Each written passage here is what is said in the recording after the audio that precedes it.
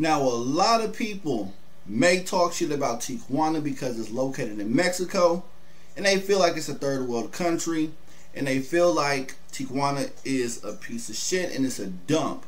Well, you know what? Let me show you how the local people out here treat foreigners. Let me show you how they respond when people need help. So despite the fact that you may look at Mexico as a third world country, if you may look at Mexico as a collective as a dump, I'm going to let the locals show you how they treat foreigners. Go ahead, take a look when these migrants came. Bags of rubbish are piling up as the camp turns into a cesspit where 6,000 people are sleeping rough. The military is handing out plates of food twice a day, paid for by Tijuana's city council and charity groups. Most of these men ran out of money long ago. The United Nations says there's never been a migrant caravan in Mexico quite like this one. So far, 3,800 of the members of the caravan ask asylum in all Mexico. Plus, we have people that they're asking to return back. And plus, there are people that are still thinking in order to follow up with this American dream or not. Ana Leiva just called her mum. She left El Salvador with the dream of getting a job in the United States to send money home to her grandchildren.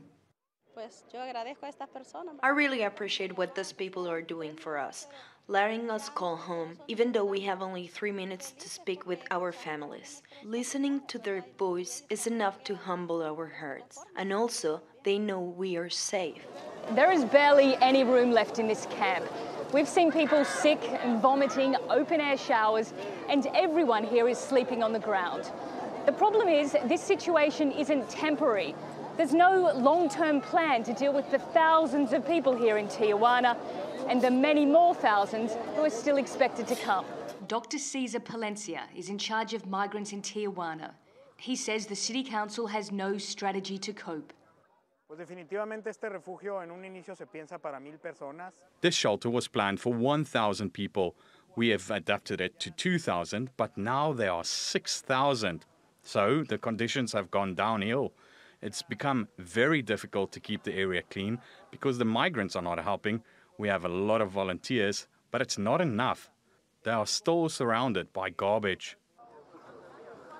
To US President Donald Trump, the migrant caravan is a symbol of a world gone mad with open borders.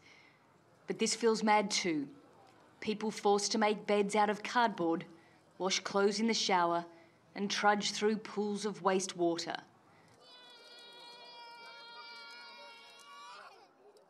Then there are the children, 2,000 of them, part of what Trump calls a dangerous caravan of invaders.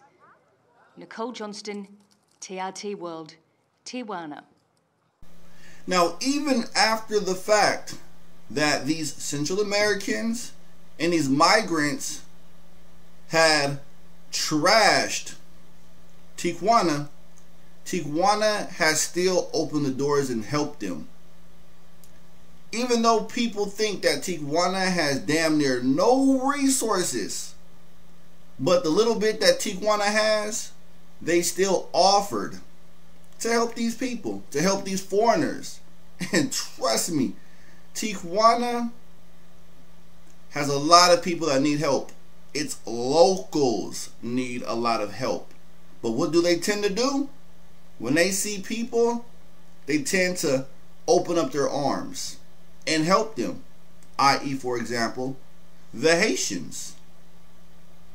Now, the Haitians didn't cause any ruckus, but that's another story that the media doesn't show. Now, you guys just have to always stop believing what you see on the media, because there's always an agenda behind it. Always. So let me know what you guys think about this.